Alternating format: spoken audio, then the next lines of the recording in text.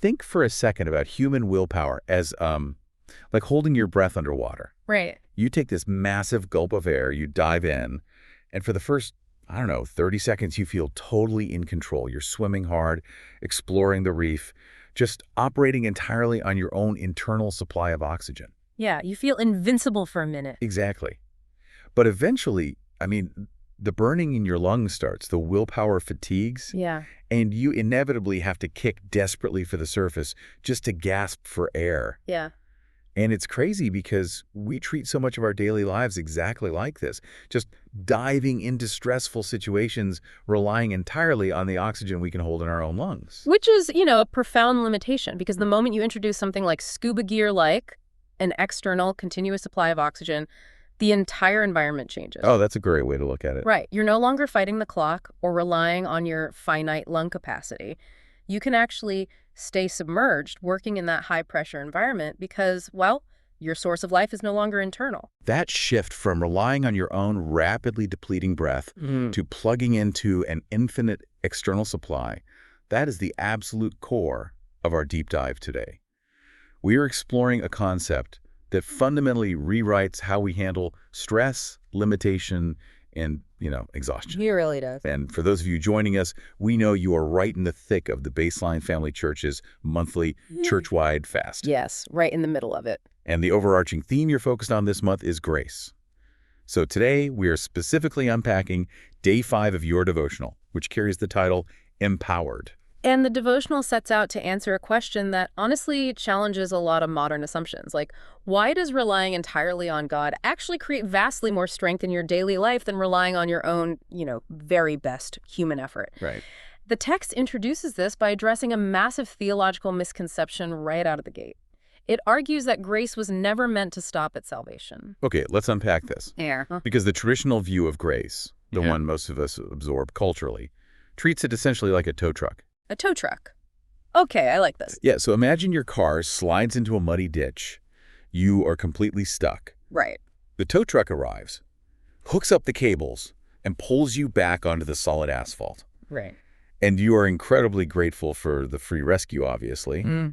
But then, in this bizarre twist of human nature, you unhook the cables, wave goodbye to the tow truck, and step out of the vehicle to literally push your 2-ton car the rest of the way home, using your own leg muscles. Which is insane when you picture it like that. Totally insane. Yeah.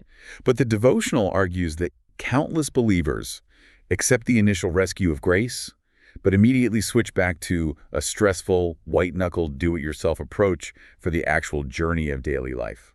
Why is it human nature to do that? Well, what's fascinating here is the psychology behind why we do that. I mean, human nature fundamentally craves control. Oh, yeah. For sure. Pushing that 2-ton car is exhausting. It burns out our willpower.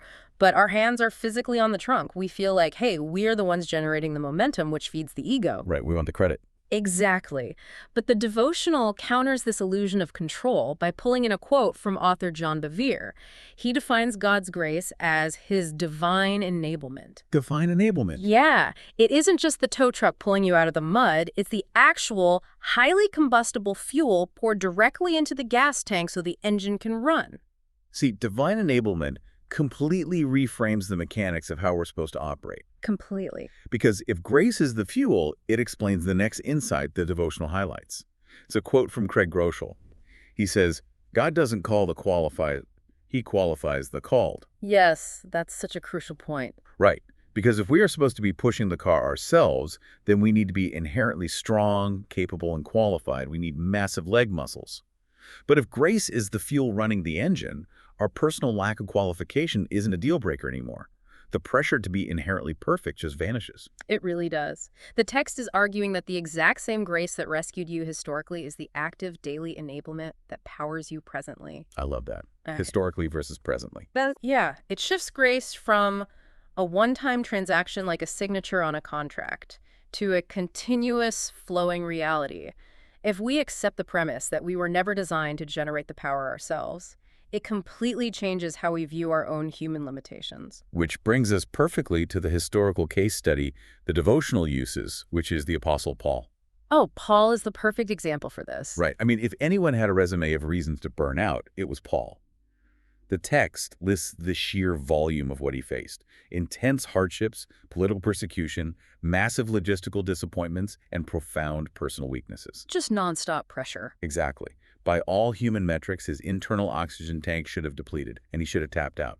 But he kept serving, he kept writing, he kept traveling. The devotional points out that he was able to do this because he understood this fuel of grace better than anyone. And Paul's endurance sets up the core scripture for day 5, which is 2 Corinthians 12, verse 9. Let's hear it. So in this passage, God responds to Paul's desperate plea to have a specific weakness removed by telling him, "My grace is sufficient for you, for my power is made perfect in weakness." Wow.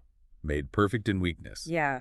The devotional makes the bold theological claim here that grace doesn't make you independent. It makes you entirely dependent on the one who never fails. Okay, here's where it gets really interesting.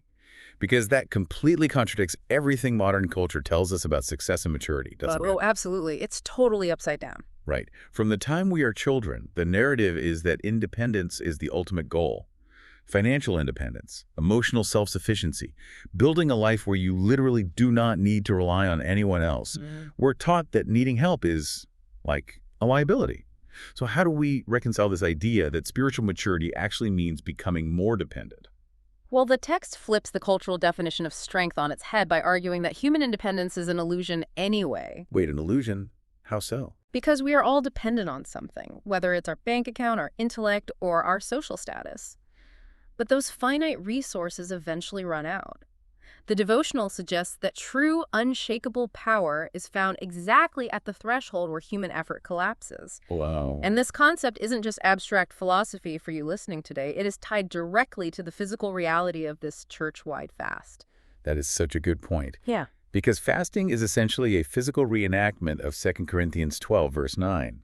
By voluntarily denying yourself food, you are intentionally embracing a state of physical weakness. Exactly. You are letting the biological fuel tank run dry. It creates a tangible physiological vacuum. I mean, think about it. When your body is full of calories and caffeine, it's incredibly easy to convince yourself that you are the one generating your patience, your focus, your kindness. Oh, yeah. A good cup of coffee makes you feel like a saint. Right. But the devotional urges the listener, especially on day 5 of this fast, to pay attention to what happens when that physical energy is gone. When your willpower is depleted, yet you still find yourself acting with endurance or compassion, you are experiencing the mechanism of divine enablement in real time. The weakness literally provides the empty space for the grace to operate visibly. Exactly. But that physical exhaustion you feel during a fast doesn't just happen in a vacuum, though.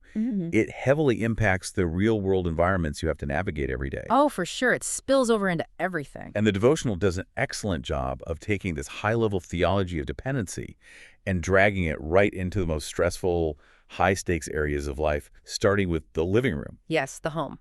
The text bluntly acknowledges no family is perfect.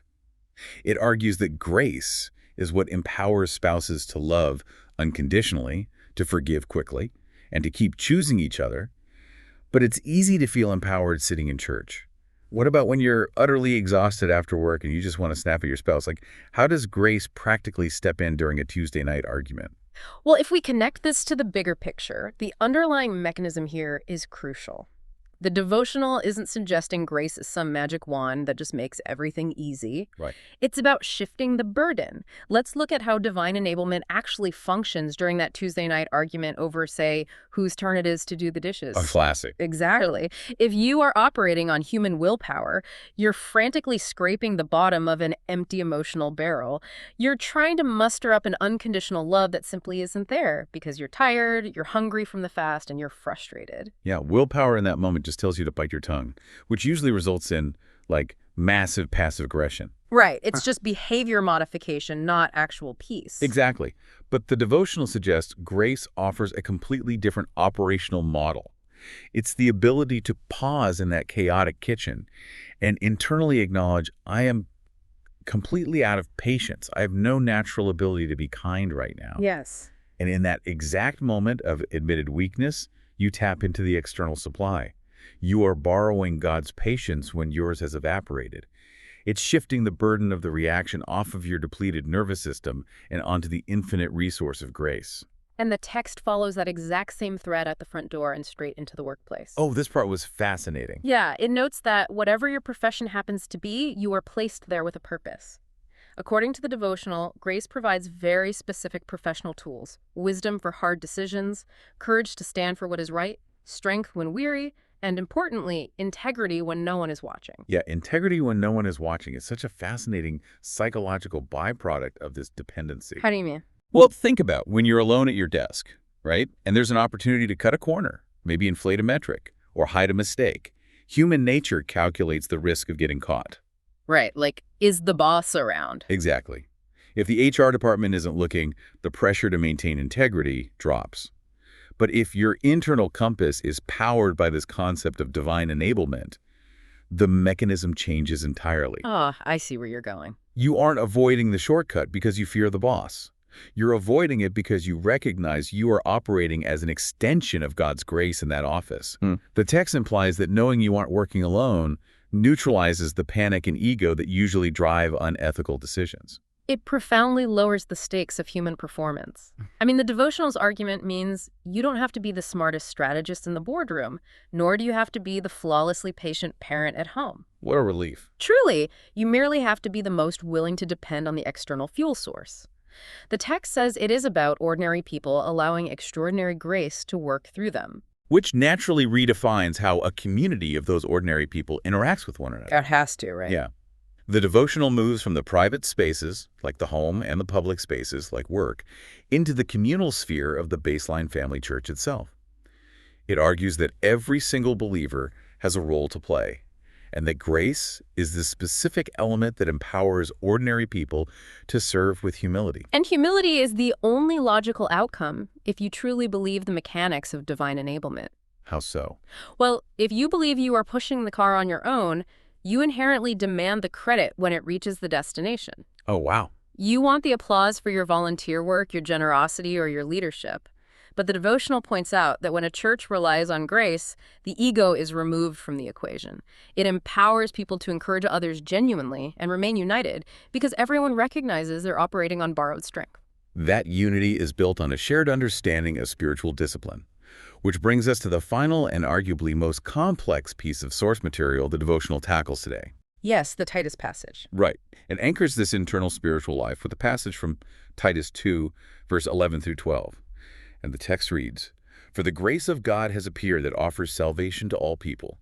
It teaches us to say no to ungodliness and worldly passions, and to live self-controlled, upright, and godly lives in this present age." So what does this all mean? Because on the surface, there is a glaring tension here. The tension being how we typically define the word grace versus how Titus uses it. Exactly. We culturally define grace as ultimate leniency. It's this warm, comforting blanket. It's the forgiveness you get when you inevitably mess up. But here, Titus describes grace almost like an uncompromising instructor. Right, a strict teacher. Yeah. It actively teaches us to say no. It demands self-control. So isn't that a contradiction? How does the very concept that offers total freedom from the penalty of failure also act as the strict teacher demanding we reject our passions? This raises an important question, and it really resolves the tension if we look closely. The devotional uses this passage to clarify what true empowerment actually looks like, addressing a fundamental misunderstanding of freedom. Okay, tell me more. Well, modern culture often defines freedom as the complete absence of restriction, like the ability to indulge any impulse, anytime, without consequence. Just doing whatever you want. Exactly. But the text argues that being a slave to your own shifting impulses isn't freedom, it's just a different kind of captivity. Oh, that's good. Right. So the empowerment discussed in day 5 isn't just the retroactive clinking of your past mistakes. It is the active, disciplined power to choose godliness in the present moment. The ability to say no to worldly passions is the ultimate proof that a believer is operating in God's strength, not human willpower. We really have to unpack what worldly passions actually look like in a practical Thursday afternoon context. Because, it sounds like ancient Roman hedonism or something. Right, we picture wild banquets. Exactly. Yeah. But for a modern professional, a worldly passion might just be the overwhelming urge to fire back a sarcastic reply to a rude email. Oh, absolutely. It might be the impulse to engage in petty office gossip, or the compulsion to doom scroll for 3 hours instead of being present with your family. It is any instinct that prioritizes temporary ego or comfort over long-term character. And the mechanism of how grace handles those modern impulses is the key difference between willpower and transformation. Write that down for us. Okay, so if you are just using human willpower to say no to that sarcastic email or that gossip, it feels like torture. You are white-knuckling your way through the day, you're actively fighting your own desires, and as we established with the scuba analogy,